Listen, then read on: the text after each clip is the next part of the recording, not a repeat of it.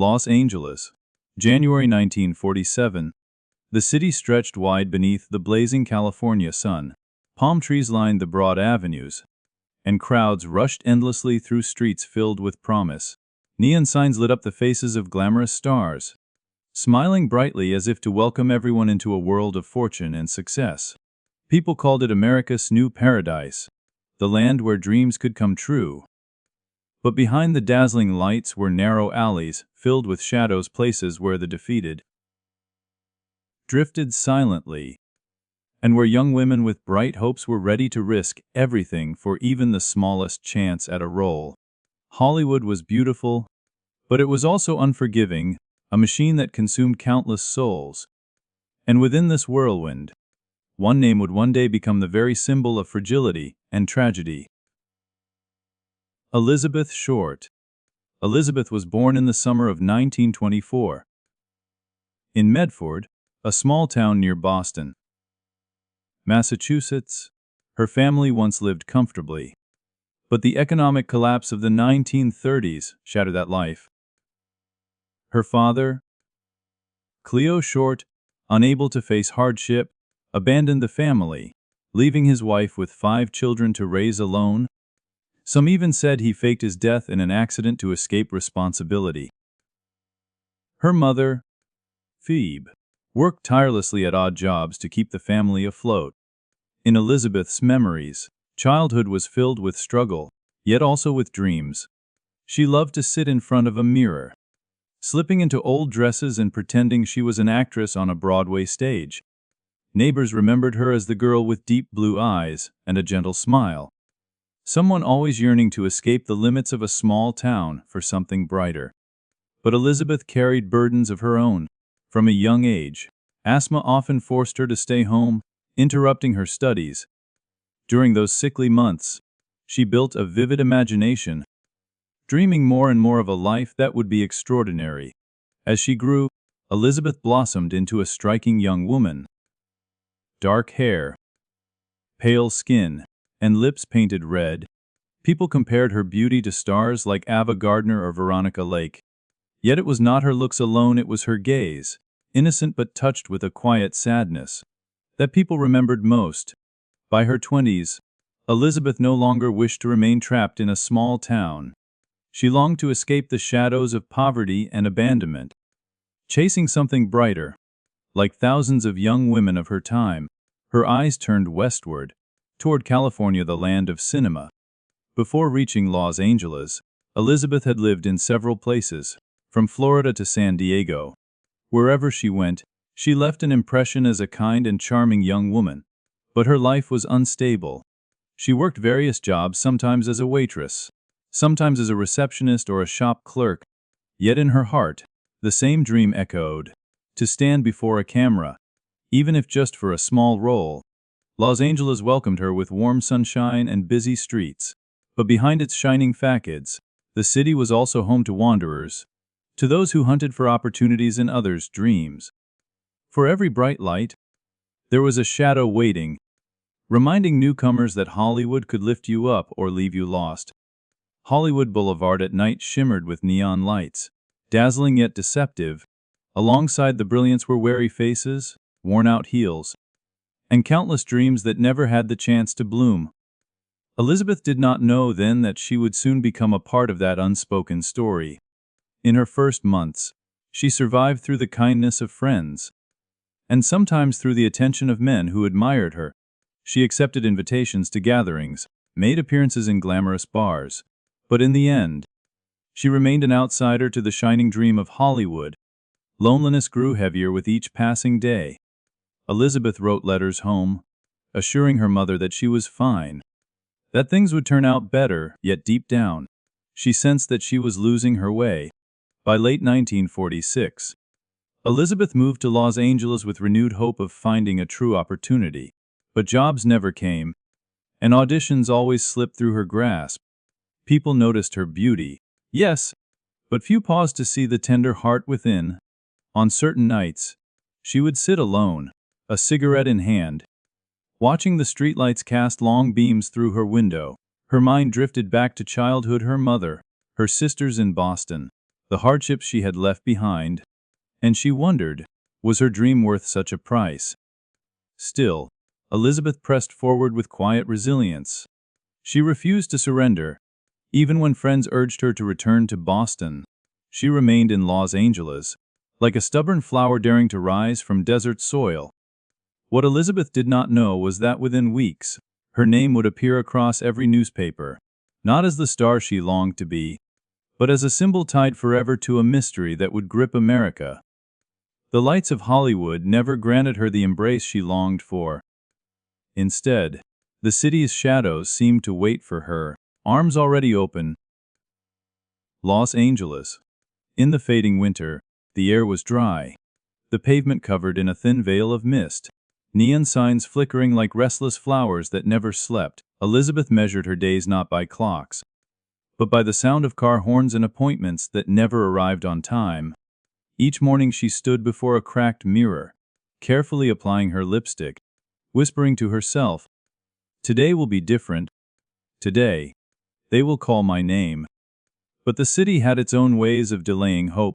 It tempted people with fleeting glimpses of glory, only to leave them waiting at doorways, clutching a small handbag, eyes fixed on a door that refused to open.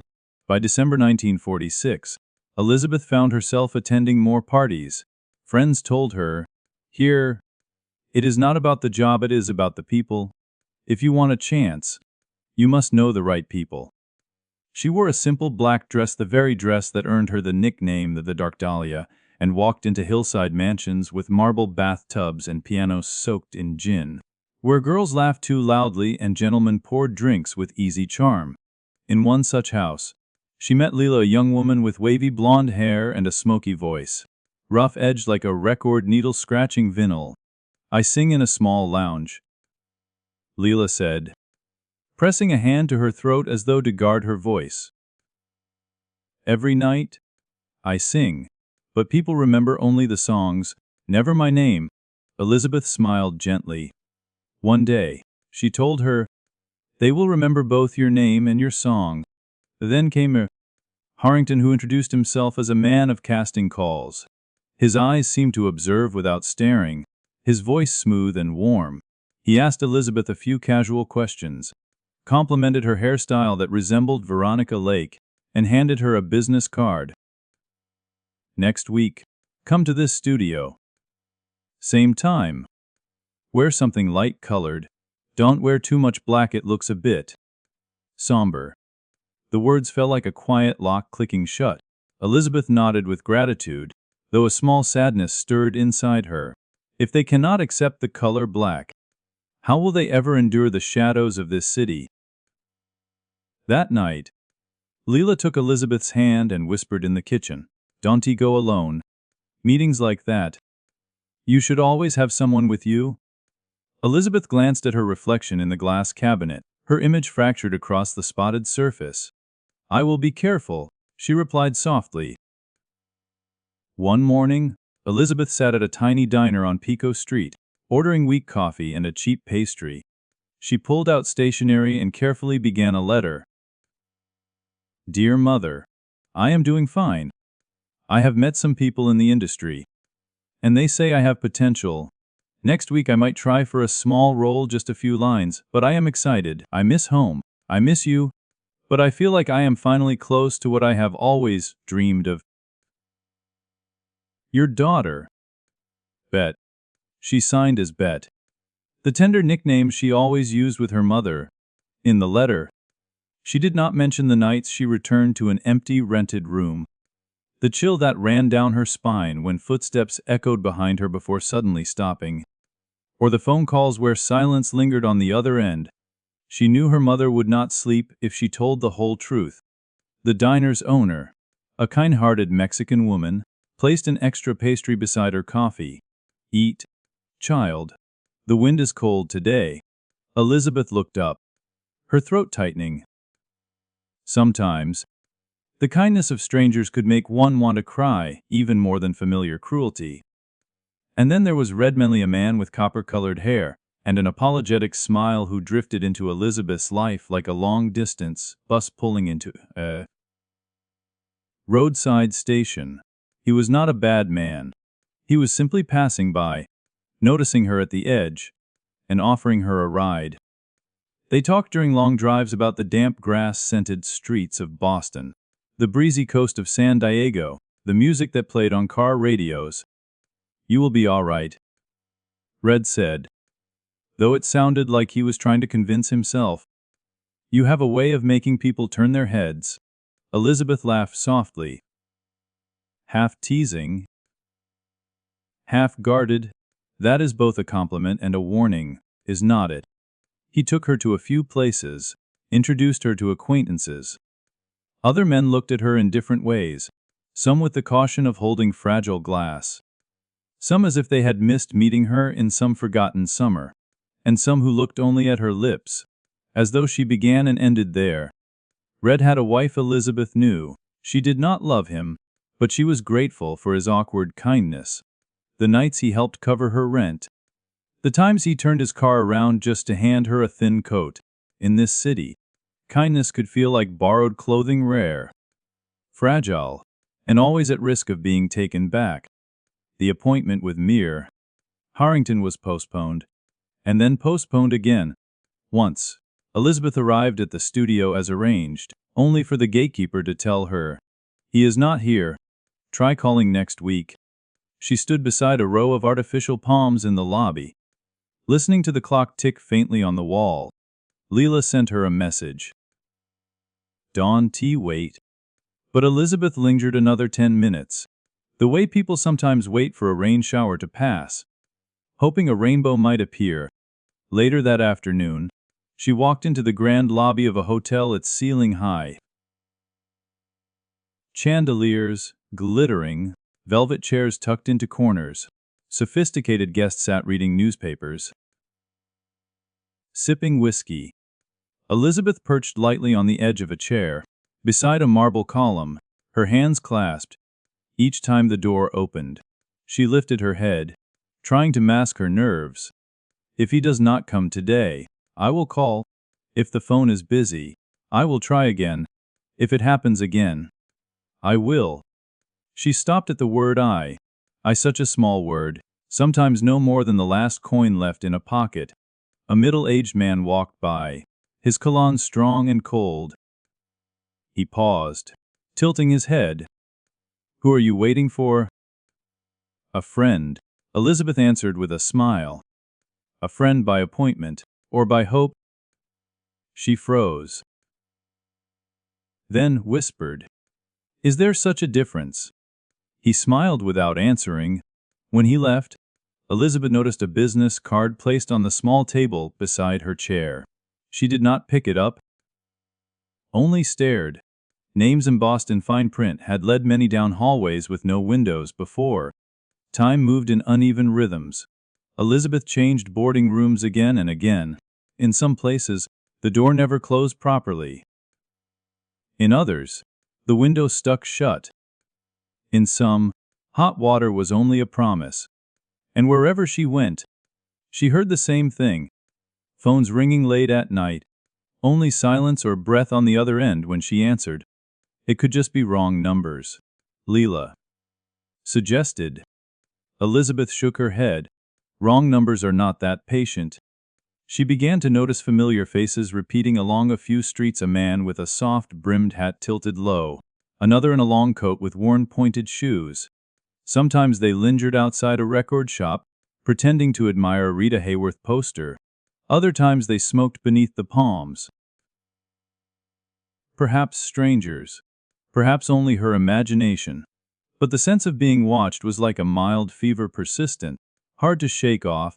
One late evening, she and Leela hurried through a narrow alley to reach the boulevard. Footsteps followed close behind. Leela tugged at Elizabeth's hand, whispering, "Don't look back." They crossed the street, headlights brushing the hem of their dresses, the sharp smell of exhaust filling their lungs. Only when they reached a crowded corner did Leela exhale. Elizabeth smiled, trying to ease the fear. Maybe he was just lost. But her hands trembled as she touched her thumb, a habit whenever she was anxious, as if counting her own heartbeat. Red called her I will be away on business for a few days. Are you all right? Elizabeth replied that she was fine, always find an answer that came by reflex. That evening, she accepted a dinner invitation from one of Lila's acquaintances, Mason, a man whose cigar always clung to his middle finger.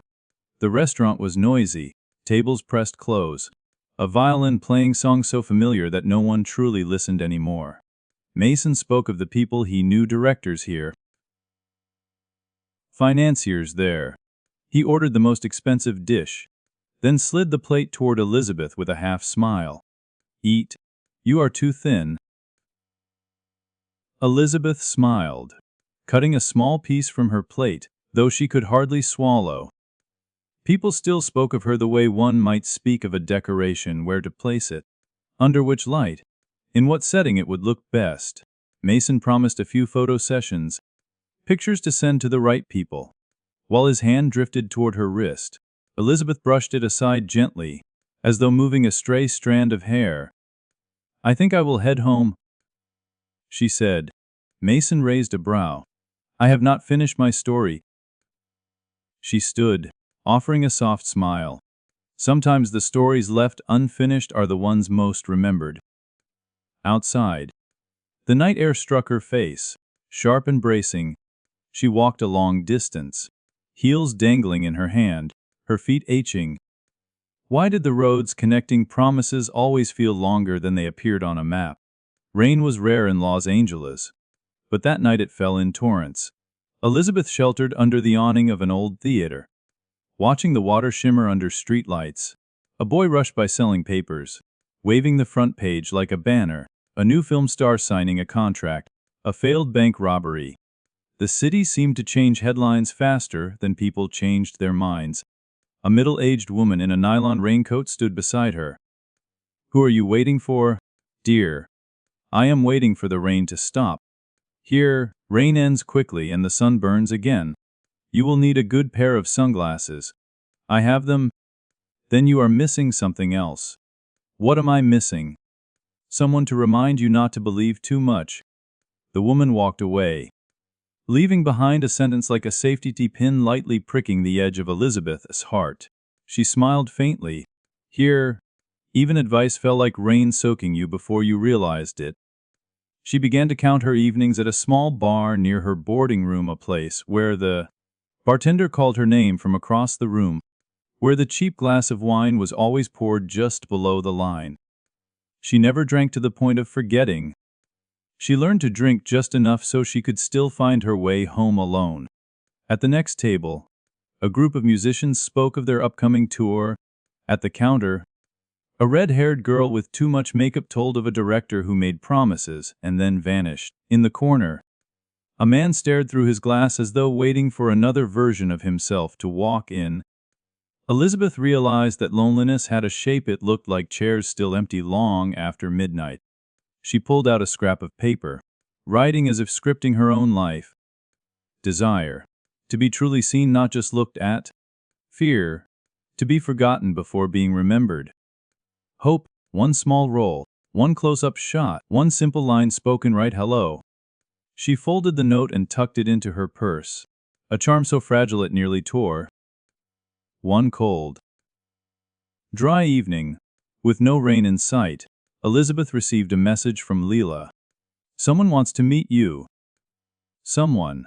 Who knows about you? Leela gave no name. Only said, he is polite. Soft-spoken. Elizabeth hesitated. But in this city, hesitation was like a drop of water balanced on the rim of a glass waiting for the slightest movement to fall.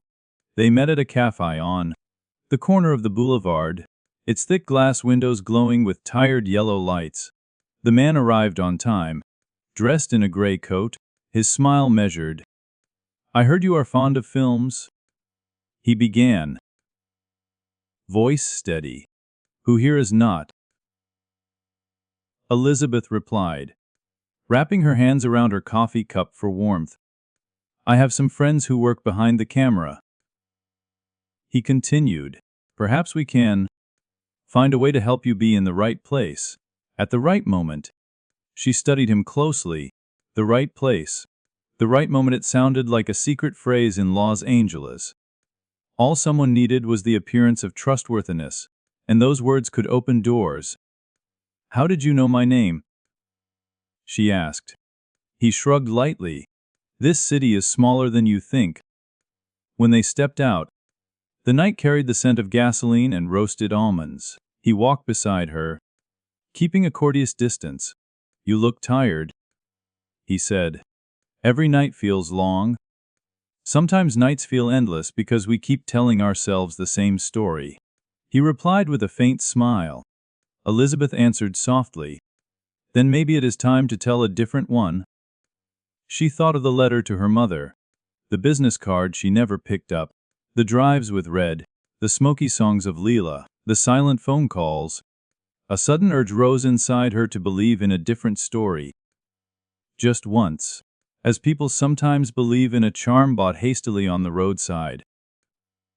"All right," she said. "Let us try." That night, Los Angeles seemed to hold its breath, like a dancer pausing mid-step. Cars passed more slowly. Lights swept across the streets more lazily. Even the power lines hummed less. Elizabeth walked beside the man in gray, their shadows overlapping and parting on the sidewalk. Before turning into a side street, she glanced back. In the distance, someone stood beneath a palm tree, hat tilted low, hands in pockets. Perhaps it was the same face she would seen more than once. Or perhaps just a stranger who happened to stop at the wrong corner. She could not be sure. "Let us go," the man said, his voice gentle as wind brushing piano keys. Elizabeth drew a deep breath, tugged her coat closer, her hands warming slightly. A different story, she reminded herself. Just the right place, the right time. And the city, with all its glowing windows and shadowed rooms, with its whispered promises and silences heavy as stone, stood by like a stern audience, choosing to stay quiet through a scene change. At the turn, Elizabeth remembered something Leela once said while applying lipstick before a mirror. "What is frightening is not the darkness outside. What is frightening is what we bring with us into it." Elizabeth smiled faintly, a wary, soft smile, like the final glow before theater lights dim. She stepped forward. The next morning, sunlight spilled through the Los Angeles window panes. But for Elizabeth, it did not feel as bright as usual. The light was harsh, revealing cracks in the walls and faded stains across the sheets. Fragments of trust still trembled inside her, scattered like shards across the bed. The voice of the man in the gray suit lingered in her mind from the night before. "This city is smaller than you think." The words felt both like a promise and a warning. Elizabeth woke up, brushed her hair carefully, and pressed on a thicker layer of lipstick than usual. In the mirror, she saw a woman who still wanted to believe she had something left to hold on to. Yet behind her eyes, the exhaustion was unmistakable. In the days that followed, she became more aware of footsteps trailing her, on Wilshire Boulevard, in her usual cafe. Even at the bus stop, someone always seemed to be just a few paces behind. Once, she spun around suddenly, only to see a man in a low-brimmed hat studying a movie billboard. "Bet you are imagining things," Leela said. "You think everyone is looking at you. But really, they are only thinking about themselves." Elizabeth smiled faintly. She wished it were true, but instinct whispered otherwise. Someone or something was drawing closer, little by little. Winter in California was not harsh like in the East, but it was cold enough to bite when you had no one to lean on, alone in her cheap rented room. Elizabeth listened to the wind sneaking through cracks in the door. Red was gone. Leela was busy singing in clubs. The weak lamp, the rickety chair, the silence, all of it made her feel like a wanderer stranded in a desert, left only with her breath and her heartbeat. She wrote in her journal, scattered lines tilted across the page. "Sometimes I feel like a shadow, they look through me to see something else. Each day I wait for a door to open, but only hear it slam shut. I miss Boston, I miss being simply a daughter, not just a face tied to a name." Still, she went out, dressed well, and tried to smile. Like an actress with no role, she was forced to perform for herself. By day, Los Angeles pulsed with energy. Cars lined the streets. Women in skirts carried shopping bags. Men in crisp shirts hurried along. Children played in the park. But by night, the city changed its mask. Beneath the neon glow lay negotiations. Wandering hands, whispered promises that faded like smoke. Elizabeth saw it at the lavish houses she visited with friends. Wine glittered in crystal glasses. But people's eyes roamed the rooms as if searching for something to claim. She laughed, made small talk, listened carefully, but inside she felt like a display piece, admired yet easy to forget. She began to understand. The Hollywood dream was not meant for everyone. It was a giant mirror, reflecting who would be chosen and who would be left behind. And for someone like her, no money, no connections, just a small town past, it was far too easy to remain on the outside.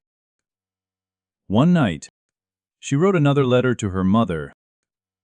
This time, she did not disguise the truth. Mother, I feel like I am walking down a road with no end. I meet many people. They say many things. But none of it feels real. I am afraid I have been drawn into a story I no longer control. I feel watched, followed. Maybe it is only in my mind. Maybe not. But the fear is greater than I imagined. I miss you. I wish I could return. But a part of me still wants to stay, to try one last time. I am afraid if I leave, I will regret it for the rest of my life. She folded the letter and placed it in her drawer. She did not send it. Perhaps she did not want her mother to worry. Or perhaps she still wanted to believe that things could change. A week later, Elizabeth saw the man in gray again. This time, in a dim, smoky bar. He sat across from her, smiling lightly. "You are still all right?" he asked. "All right. At least I am still here," she replied. He studied her, as if measuring the space between truth and pretense. "Do you want an opportunity?" She gave a tired laugh. "That is like asking a thirsty person if they want water." He nodded. "Then tomorrow, come with me. I will introduce you to people who can help." In that moment, two forces pulled against each other in her chest. Hope, fragile but still alive, and fear, which had been growing inside her for months. She did not know which voice to follow, but as before, she nodded. That night, Elizabeth could not sleep. She lay staring at the ceiling, thinking of all that had passed. A childhood without a father, years of drifting, dreams abandoned along the way. She thought of her mother, of Boston, of letters never sent in full honesty. And then she thought of tomorrow, the day that could be a turning point, or a trap. Through the wind outside, she thought she heard faint knocking on the wall, 3 soft taps. Then silence. Maybe her imagination, maybe a neighbor. But Elizabeth curled tighter under the blanket. She knew she was standing on a threshold. And once she crossed it, there would be no way back.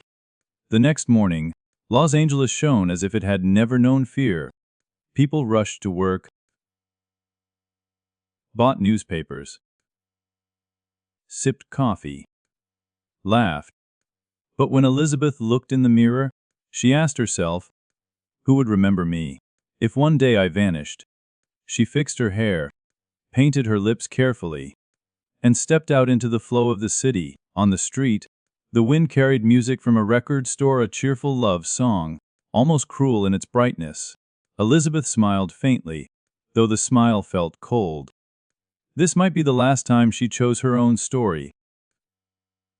That morning, the Los Angeles sky was suspiciously clear, blue as glass. Everything looked freshly polished.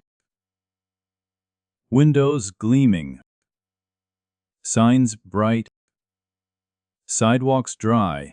Elizabeth stood at the bus stop, hands deep in her coat pockets, listening to the hiss of brakes as buses slid along the road. She told herself to breathe slowly, to count to 4, then exhale. And in the back of her mind, the man's words from yesterday still burned, like a cup of coffee not yet cooled. This city is smaller than you think. They met at a small diner near the studios, the kind of place where gatekeepers, crew members, and fleeting starlets stopped for coffee before vanishing again. He was already there by the window, coat neatly folded on the chair, a black coffee waiting. "I have arranged everything," he said as she pulled out her seat. "This afternoon, we will visit a small office. Someone wants to look at your photos. Later, we will walk through a studio. And tonight, there is a private gathering." "Where tonight?" Elizabeth asked. "On the hill," he answered, his voice as light as a draft through the window. "At a friend's house. Quiet, easier to talk."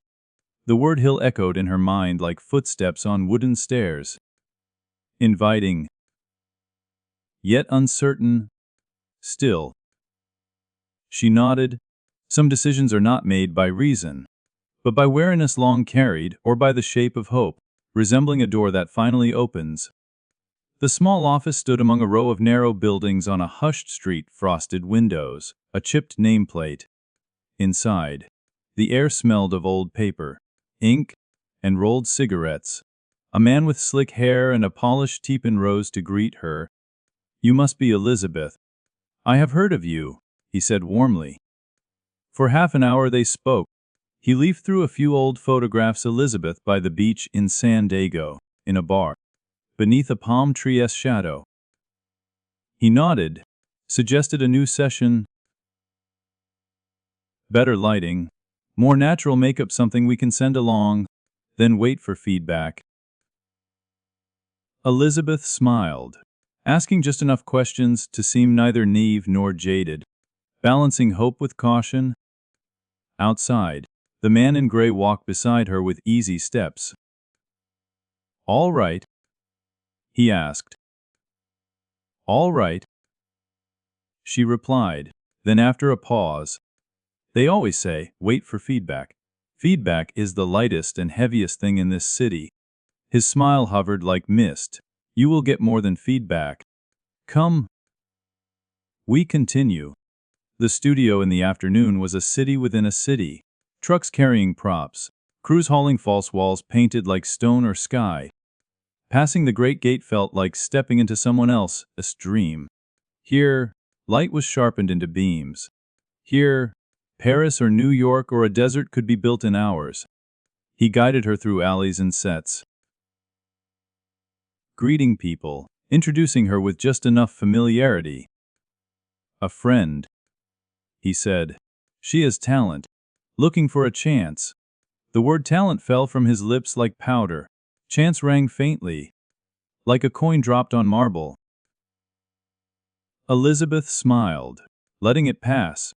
They paused before a set, a bar scene in rehearsal. The actress lifted her glass, smiled, looked past the lens. Once more, the director waved. Extras raised and lowered their glasses in a tiny, repeated dance. Elizabeth watched, entranced. For seconds, she forgot she was outside the frame. If only once, just once, she could cross from the margins into the center. Her throat tightened with the silence of unspoken words. Before leaving, he pointed to a casting notice pinned on the wall. "Seeking young woman. Early 20s. Dark hair. Eyes that can tell a story." He looked at her, lips pressed against a smile. "That is you. Too many are," she said softly. But in her chest, a spark caught fire. Before the evening, Elizabeth stopped by the lounge where Leela was rehearsing. Her smoky voice slid across low notes like a needle grazing skin. "You are going?" Leela asked, lowering the microphone and fixing her gaze. "Just meeting a few people," Elizabeth replied, reapplying lipstick in a small warped mirror.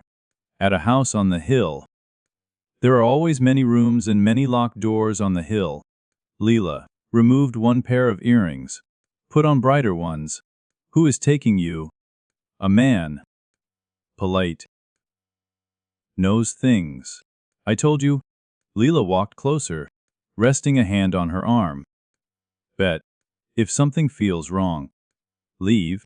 Don't be polite. In this city, survival is not about manners. Elizabeth laughed, hugged her quickly. I know. Take this, Leela said, handing her a brand new eyeliner pencil. Not for makeup, to remind you always have one last line to draw, wherever you choose. Elizabeth tucked it into her purse. I will carry it. And send me a note when you are back. I will. But leaving the club, Elizabeth's palms were damp. People only gave warnings like that when, deep down, they already pictured a dark ending. She shook her head, brushing off the invisible dust. The road wound upward like a ribbon laid over a gown, beautiful but tight. The car climbed slowly, tires hissing on the pavement. The city below shrank into a carpet of dark velvet, pierced with scattered pins of light. Elizabeth watched through the glass. Some houses looked asleep, others wide awake, spilling golden light like water. They passed iron gates, tall trees, and a fountain whispering softly, like wind inside a shell. The house appeared at the second turn, tucked into shadows. Its face was square, lined with tall windows like a box meant for secrets. Inside, the air smelled of polished wood and something faintly sweet, almost almond-like.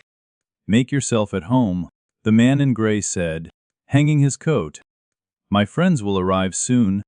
The older man's gaze lingered on her, then shifted to the glass in his hand. His silence felt deliberate, like a test. The man in gray tilted his head, almost amused. You would rather wait? He asked. Elizabeth nodded slowly. I prefer a room with light. With witnesses. With time scheduled on paper. The older man let out a soft breath, neither laugh nor sigh. Caution is not common here. Most would open the box without asking. Elizabeth folded her hands together, steady though her pulse was not. Sometimes what is inside the box is better left wrapped. For a moment, the room seemed to hold its breath. The lamps cast long shadows across the floor. The framed beach photograph looked lonelier than before. Then, unexpectedly, the older man raised his glass toward her, a gesture of acknowledgement. Perhaps you are wiser than you look, he said. Elizabeth stood, reaching for her purse. Her voice was calm. Deliberate. Then I will keep that wisdom intact. Tonight, I leave. The man in gray's smile faltered, then softened again like a mask adjusting. He did not stop her, he only said, You know, stories never protect themselves. If you do not tell yours, someone else will. Elizabeth paused at the doorway, hand on the frame, then let them try. But mine is not finished yet. She stepped out into the night. The air was cooler, cleaner, almost sharp against her skin. From the hill, the city spread below, lights scattered like constellations, each window another stage. Another secret. She pulled her coat tight, walking quickly toward the road where cars still hummed in the distance. Inside her purse, she felt the eyeliner pencil Leela had given her. A line. A boundary. A reminder. She had not needed to draw it tonight, but she could, if she must. Elizabeth walked on, each step echoing like a rehearsal for a role she still hoped to play. Behind her, the house sank back into shadow, a box of unopened endings.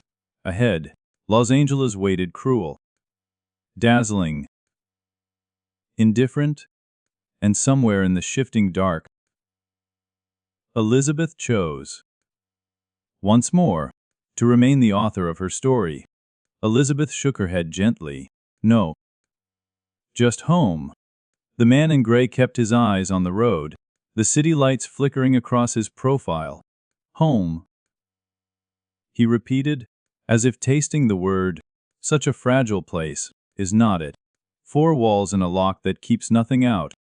Elizabeth pressed her lips together. Outside the window, Los Angeles rolled by like a restless ocean, billboards glowing, alleys swallowed in shadow, people moving with secrets stitched inside their coats.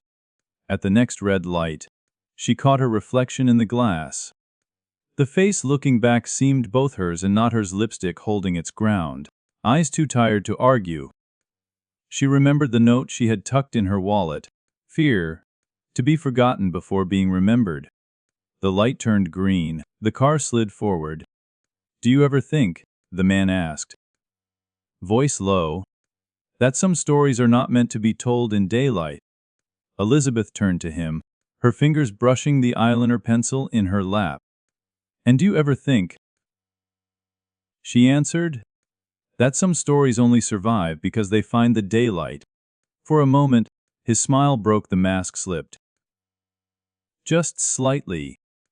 "You are braver than you seem." She gave a small laugh, one that did not quite reach her eyes, or more foolish.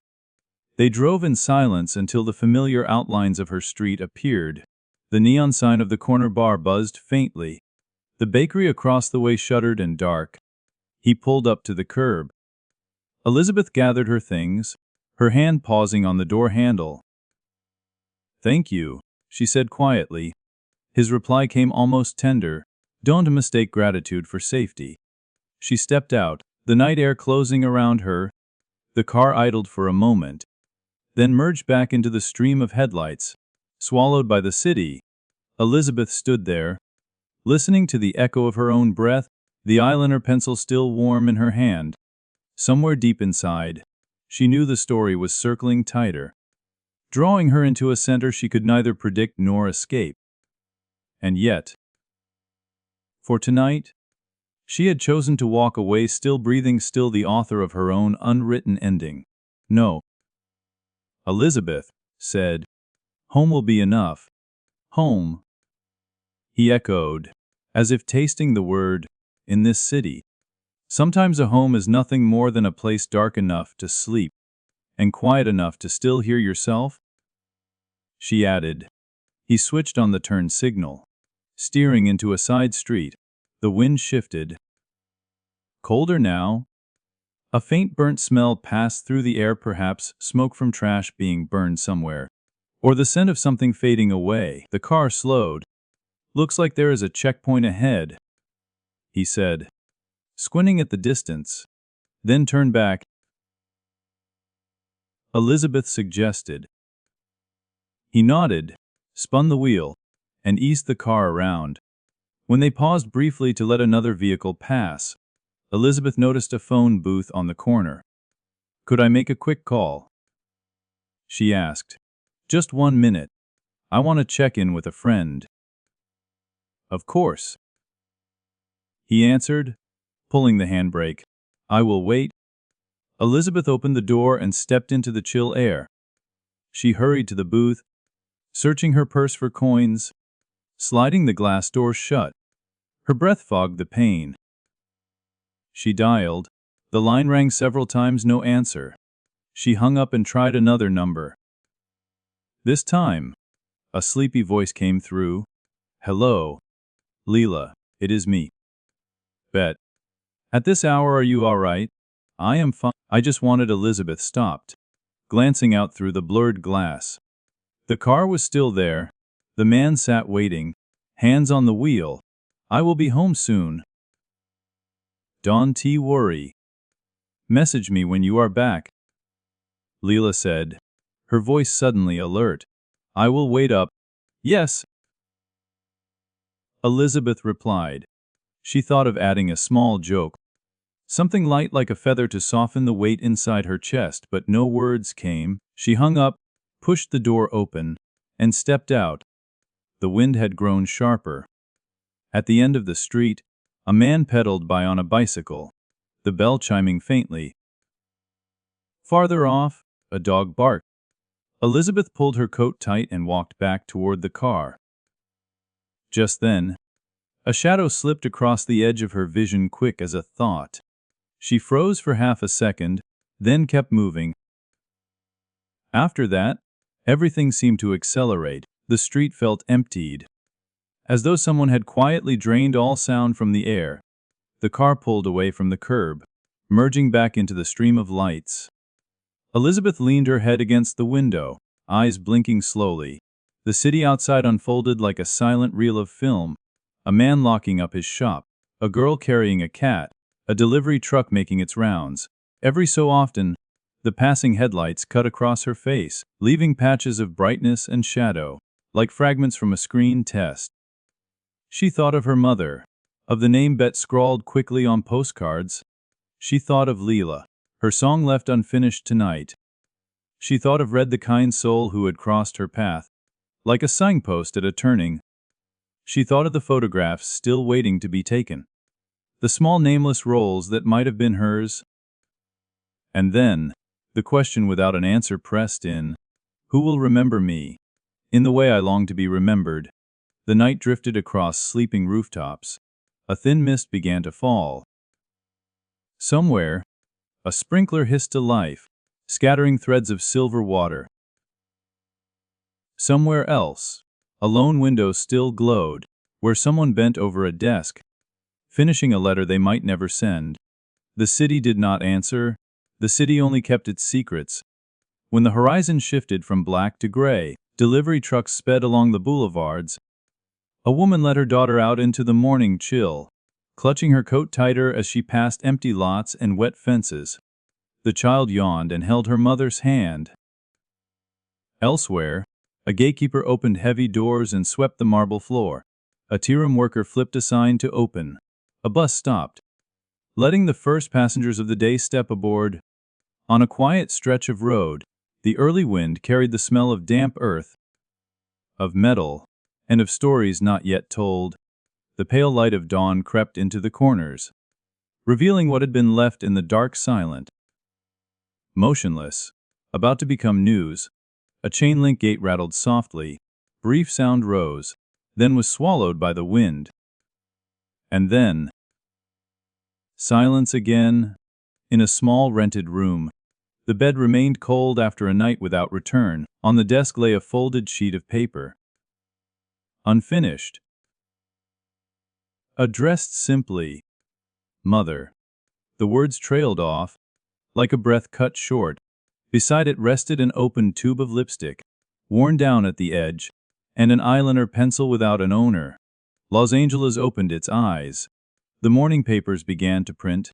Voices rehearsed a name, preparing to speak it in countless rooms, with tones ranging from sympathy to judgment. But before the headlines, before the bold type, there had been a person, Elizabeth, with mornings like any other, with unsent letters, with a smile touched faintly with lipstick. The city kept turning. Neon lights would flare again each evening, and along its streets, countless others would walk on, each carrying a story still searching for its end. January 15th, 1947. Limert Park, Los Angeles. That morning, a woman named Betty Bersinger, walking with her young daughter, noticed something in an empty lot. At first, she thought it was only a mannequin discarded from a shop, but as she drew closer, her heart tightened. It was not plastic, it was not cloth. It was the remains of a young woman left in silence, posed in a way no one could mistake for sleep. Betty held her daughter tightly and screamed. Within a minute, footsteps rushed closer, and soon the sharp cry of police sirens cut across the quiet street. Patrol cars arrived, lights flashing, and yellow tape was stretched across the lot. Investigators bent down, taking notes, capturing photographs.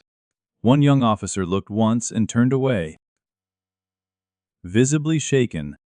Another muttered under his breath, "Whoever did this must have known exactly what they were doing." What they found was not a crime of impulse, but something disturbingly deliberate. The details pointed to precision, the kind of knowledge that did not belong to chance. Near the scene, a purse was discovered, but no identification was inside. With no other clues, Detectives turned to fingerprints. They sent the samples to the FBI. Hours later, a name returned. Elizabeth Short, 22 years old. News traveled faster than the official report. By afternoon, sensational headlines began to spread. Young woman found dead in Los Angeles. By evening, even blurred photographs from the scene appeared on front pages. The following day, the entire city and soon the entire nation spoke of the case. Yet instead of her real name, the press gave her a new one, the Black Dahlia. That label was born from two things: Elizabeth's striking style, often dressed in black, with bold red lipstick, her beauty carrying a sense of mystery. A recent Hollywood film released in 1946, The Blue Dahlia. Reporters, eager for drama, twisted blue into black. From that moment, Elizabeth was no longer Elizabeth.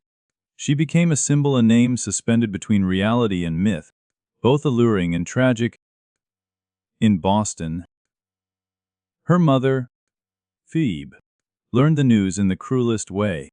A reporter called before the police did, telling her that her daughter had won a beauty contest.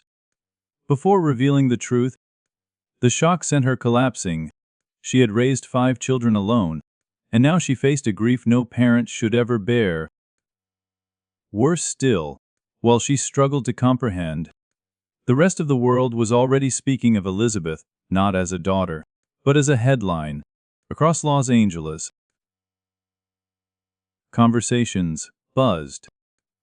In cafes, on streetcars, in barbershops. People speculated. Some voices were compassionate.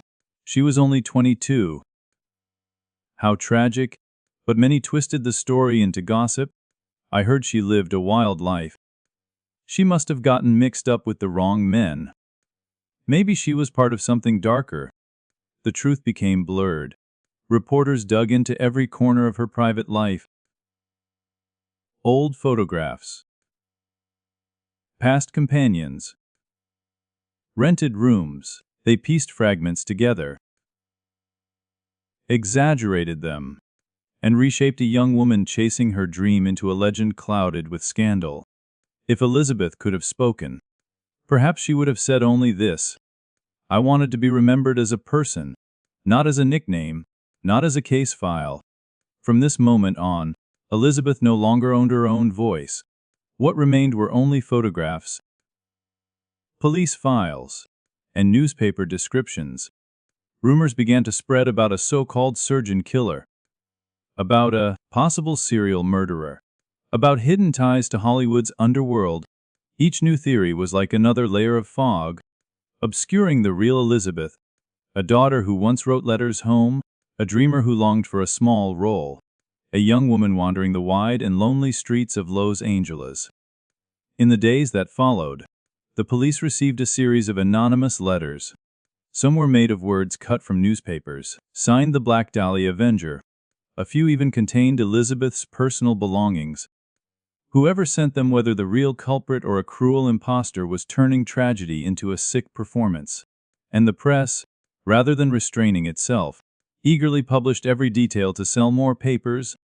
In that storm of headlines, Elizabeth Short, daughter of Phoebe, friend of Lila, the young woman Red once tried to help, slowly disappeared. What remained was the Black Dahlia, a name both beautiful and haunting, repeated endlessly by strangers. The city itself never stopped. Neon lights still glowed. Movies were still filmed. Singers still performed. And the parties carried on. But somewhere, in every glance, in every morning cup of coffee, the same question lingered: who killed Elizabeth Short? That question would stretch across decades, crossing city borders and becoming one of the most chilling unsolved mysteries of the 20th century. And yet, beneath all the speculation, the core truth never changed. A young woman's future had been stolen, and her private sorrow had been turned into a public spectacle. On the morning Elizabeth was discovered, Los Angeles barely had time to shiver before the police sealed off the entire block. Investigators measured every inch of the empty lot, took endless notes and photographs. But the closer they studied, the more unsettling it became. This was no ordinary crime. One detective whispered, "The person who did this knew exactly what they were doing." That remark became the compass for the entire investigation. Perhaps the culprit was a doctor or at least someone with medical knowledge. Over the following weeks, more than 150 men were questioned. Detectives traced Elizabeth's friendships in San Diego, her acquaintances in Hollywood bars, even those who once offered her a ride. The first major suspect was Red Manley, the last known person to see Elizabeth alive. He had driven her back to Los Angeles from San Diego and, according to his account, left her at a downtown hotel. Red was held for days under relentless questioning, but was eventually released. His alibi was solid. Police widened the net. They questioned doctors, military men, and notorious figures around Hollywood nightlife. But every lead dissolved. Every suspect walked free. The case remained open, and the city's shadow deepened. As the investigation stalled, newspapers across Los Angeles began receiving envelopes from an anonymous sender. Inside were scraps of paper with words cut from magazines. Signed ominously, "The Black Dahlia Avenger." Some envelopes even contained Elizabeth's personal belongings, her birth certificate, social security card, and receipts. Investigators confirmed they were genuine. This meant the sender was not just taunting whoever it was had direct access to her possessions, but instead of guiding detectives closer to the truth, these letters only twisted the case further into a cruel game. It felt like someone was playing cat and mouse, turning the tragedy into a theater of horror, with the police themselves forced into unwilling roles. Years later, a name began to rise from the shadows. George Hoddle, a wealthy doctor. Hoddle lived in the infamous Sowden House, a mansion designed like a strange temple. He was eccentric, powerful, and eventually suspected by the lab. The police even planted hidden microphones inside his home. On one recording, his voice was captured saying, "Supposin' I did kill the Black Dahlia. They could not prove it now anyway." That statement landed like a blade. It was chilling, but at the time, it remained just that, a suspicion, without solid evidence. George Hoddle, protected by his money and influence, was never charged. Decades later, his own son, Steve Hoddle, a former detective, reopened the mystery himself. Steve published books, pointing to his father as the likely culprit, connecting family photographs,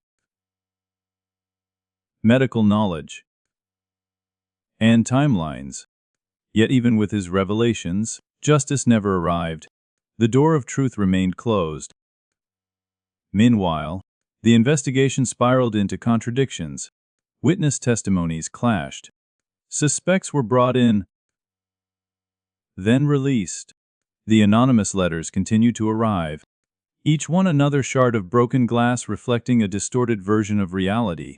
The media only amplified the chaos. They sensationalized every fragment of Elizabeth's life, what she wore, who she spoke to, even fabricating tales of reckless nightlife.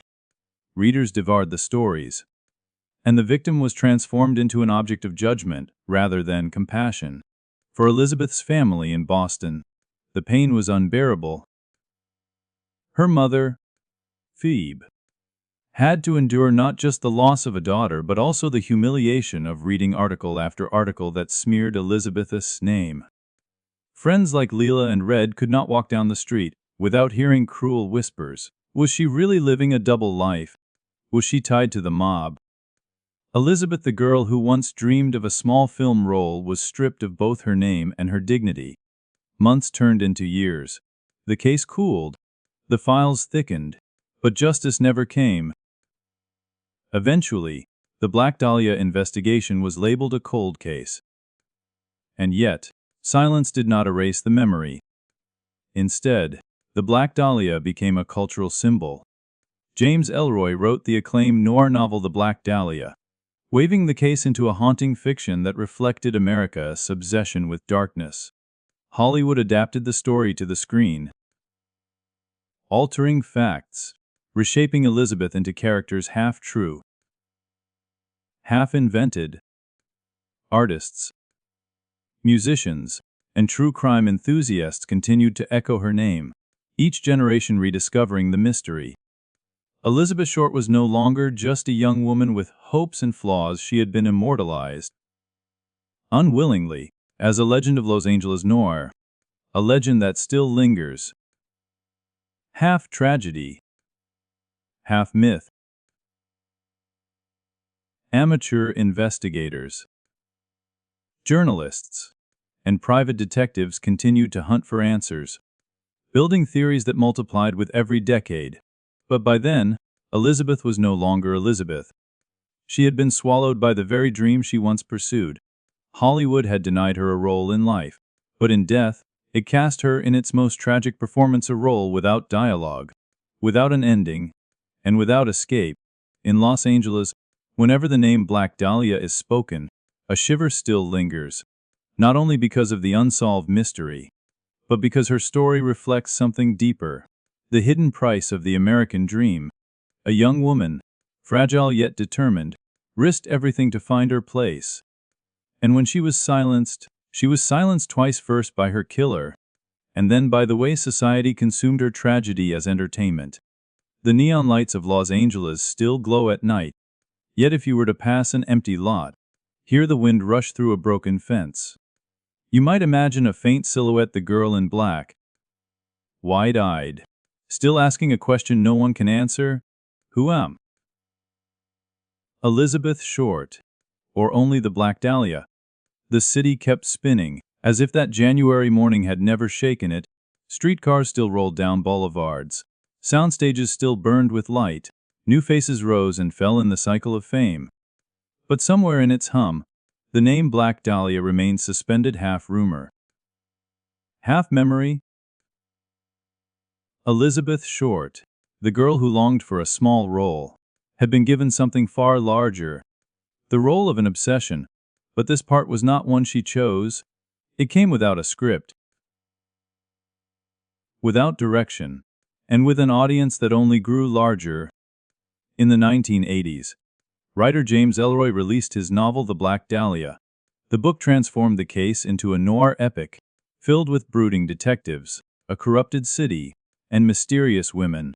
It was a sensation, later adapted into film. Ellroy admitted his reasons were personal. His own mother had been murdered when he was a boy, and writing The Black Dahlia was, in some way, his attempt to grapple with his private grief. Through Elizabeth's tragedy, he found an echo of his own loss. From that point, Elizabeth was no longer remembered solely as a victim. She became a dark muse of American literature, a figure who blurred the line between reality and imagination, between fact and myth. Ironically, Hollywood, where Elizabeth once sought a role, would later exploit her story. Countless film noir works echoed her image, repeating the archetype of the beautiful woman destroyed. In 2006, director Brian De Palma released The Black Dahlia, attempting to dramatize her story but ultimately underscoring the same grim theme, a city that devours both dreams and the dreamers themselves. Elizabeth Short never got her screen test, never delivered her line under the studio lights, but in death, she became one of Hollywood's most enduring characters, a haunting reminder of ambition, fragility, and the shadows cast by fame. Dozens of documentaries and television programs have revisited the case, each one coloring the fractured picture with its own shade of speculation. Hollywood, which never gave Elizabeth a chance while she lived, turned her into part of cinema Smith after her death, cruelly, yet also eternally. Her name echoed in music too. From rock to punk to metal, the band The Black Dahlia Murder even took her name as their identity, transforming tragedy into a form of extreme artistic energy. In painting and photography, artists used the symbol of the Black Dahlia flower to represent fragility, the beauty that forever carries the shadow of mortality. Some portraits of Elizabeth show her wide eyes and red lips, but the smile is always veiled in shadow, a reminder that her light was cut short. The Black Dahlia case is not just an unsolved crime. It became a mirror, Reflecting the darker side of the American dream, Hollywood calls itself the land of dreams, where every girl can become a star. But the Black Dahlia reminds us, some dreams end at the edge of a cliff. The press claims to speak for the public, yet in this case, they turned a victim into a commodity, selling pain for circulation. Society claims to celebrate beauty, but just as quickly, it turns women into targets for rumors and judgment. Elizabeth Short, the person, vanished.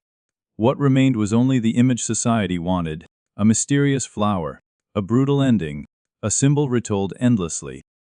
Through the decades, hundreds of theories have been suggested. George Hodel, drifters, even rumors of a serial killer. None ever became the official truth. The Black Dahlia file remains closed. Still cold. Perhaps the killer died long ago. Perhaps the evidence dissolved with time. But the paradox endures. The less we know the truth, the more immortal the Black Dahlia becomes.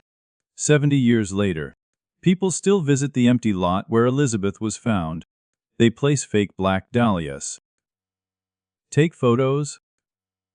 Write blogs. Record videos. To them, the Black Dahlia is a story. But if she could stand among them, Elizabeth might only ask, "Why is my death remembered more than my life?" It is a question with no answer. Because society has always preferred shocking endings over ordinary beginnings. Today, when we hear Black Dahlia, we think instantly of mystery, coldness, and noir legend. Few recall that behind the name was Elizabeth Short, a daughter who once wrote letters home, a young woman who dreamed of an acting role, a friend who laughed over drinks in a bar. Elizabeth's tragedy was not only the brutality of her death. The greater tragedy was that she was stripped of the right to exist as herself, remembered only as a symbol. There is something the press, the police, and the public either forgot or chose to forget. Before she became the Black Dahlia, she was Elizabeth Short. Elizabeth was not a nickname, not a sensational headline. She was the daughter of Phoebe, the sister of 4 other girls in Boston. She was the little girl who struggled with asthma and missed school, yet spent her days cutting out photographs of movie stars and pasting them into a scrapbook, whispering promises to herself that one day, she too would appear on the screen. She was the teenager who practiced smiles and poses in the mirror. She was the young woman who wrote letters home in careful handwriting, assuring her mother that she was safe, that her dream was still alive. But when the world looked at her, they saw only through a distorted lens, a fallen woman, a Hollywood lover, a noir symbol. The truth may have been far simpler. Elizabeth was just a young woman, alone in a vast city, searching for a chance to escape poverty. She laughed loudly at small parties, trembled when phone calls went unanswered, placed her faith in promises that dissolved by morning. She felt sorrow. She missed home. She was lonely in the cold nights. Her humanity was vivid, ordinary, and real. Death stole her future, but misplaced pity stole something deeper. The right to be remembered as an ordinary person. Elizabeth represented a generation of young women after World War II. The world offered neon lights and the promise of the American dream. But to reach it, they were expected to gamble everything's safety, dignity, even their names.